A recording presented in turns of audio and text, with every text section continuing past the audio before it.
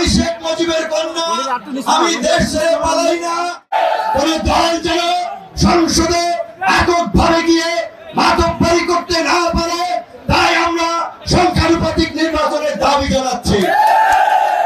এই সংসদকে কার্যকর সংসদ করা, জনগণের প্রতিটি ভোটের মূল্য দেওয়ার জন্য প্রত্যেকটি রাজনৈতিক দল যারা যে অনুপাতে ভোট পাবে সেই অনুপাতে তাদের প্রতিনিধিত্ব সংসদে থাকবে। আমি শেখ মুজিবের কন্যা, আমি দেশ ছেড়ে পালাই না। কিন্তু এই দেশের জনগণ যখন রাস্তায় নেমে এসেছে, শেখ হাসিনা ঠিকই রাস্তায় থেকে পালিয়েছে। গত 1.5 দশক ধরে ফাঁসিবাদের বিরুদ্ধে আন্দোলন হয়েছে, সরকার বিরোধী আন্দোলন হয়েছে, রাজনৈতিক দলের নেতা কর্মীরা আন্দোলন করেছে। শেখ হাসিনার পতন ঘটাতে পারেন নাই। ছাত্র জনতা সাধারণ মানুষ যখন রাজপথে নেমে এসেছে, বুলেটের সামনে দাঁড়িয়ে গেছে, তখন শেখ হাসিনা এবং স্বৈরাচারের পতন হয়েছে।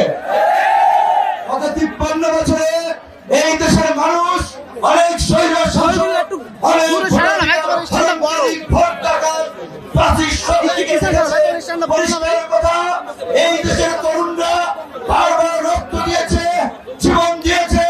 কিন্তু আগামীতে এই দেশের তরুণরা কারো ক্ষমতায় সিঁড়ি হওয়ার জন্য রক্ত দেবে না, জীবন দেবে না।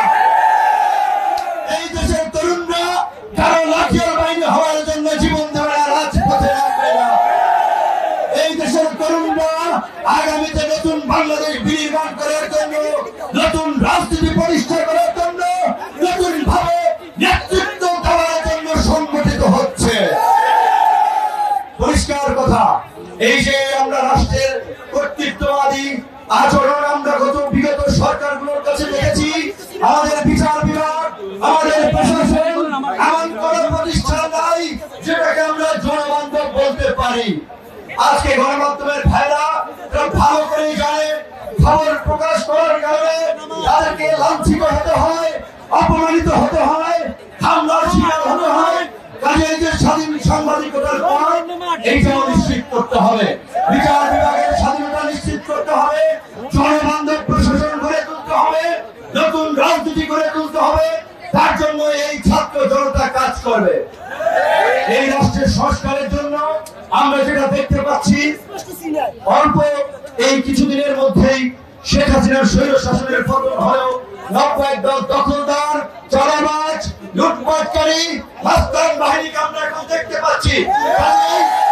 জনগণকে মাস্তান বাহিনী, লুটেরা, দখলদার, চাঁদাবাজ, এই 90-গজিয়াটা মাফিয়াদের বিরুদ্ধে আওয়ামী লীগের মতো ঐক্যবদ্ধ হতে হবে। আওয়ামী লীগকে যেভাবে হটিয়েছি, বাংলার জমিনে আর কোন দখলদার, চাঁদাবাজ, মাফিয়া দলকে প্রতিষ্ঠিত হতে দেওয়া যাবে না।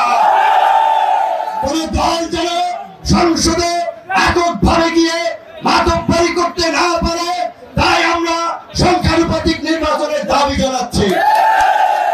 এই সংসদকে কার্যকর সংসদ করা, জনগণের প্রতিটি ভোটের মূল্য দেওয়ার জন্য প্রত্যেকটি রাজনৈতিক দল যারা যে অনুপাতে ভোট পাবে সেই অনুপাতে তাদের প্রতিনিধিত্ব সংসদে থাকবে। একদল এককভাবে ক্ষমতায় গেলে কি হয় সেইটা আমরা গত 50 বছরে দেখেছি। আর কোন দলকে এককভাবে ক্ষমতায় নিয়ে আমরা স্বৈরাচার ফাঁসিবাদ হতে দেব না, দেব না। গণ অধিকার ট্র্যাক প্রতীকে নির্বাচিত হয়েছে। বিএনপি সহ 42টি দল আমরা যুগপৎ আন্দোলন করেছি, কিন্তু দুঃখের বিষয় এই ক্ষমতায় যেতে না যেতেই বিএনপি নেতা কর্মীদের চেহারার বদল আমরা দেখতে পাচ্ছি। আওয়ামী ফাঁসিবাদের প্রতিধ্বনি তাদের কর্মকাণ্ডে আমরা শুনতে পাচ্ছি। পরিষ্কার কথা, বিএনপি যদি এটা উপলব্ধি করে, যারা আন্দোলন করেছে বিগত 1.5 দশক রক্ত দিয়েছে, তাদের নিয়ে জাতীয় সরকার করবে, তাদের মূল্যায়ন করবে, তবেই বিএনপির সাথে জোট হবে, বিএনপির সাথে রাজনৈতিক সমঝোতা হবে। অন্যথায় বিএনপির বাইরে বিকল্প জোট হবে, বিকল্প শক্তিকে নিয়ে এককভাবে নির্বাচন করা হবে।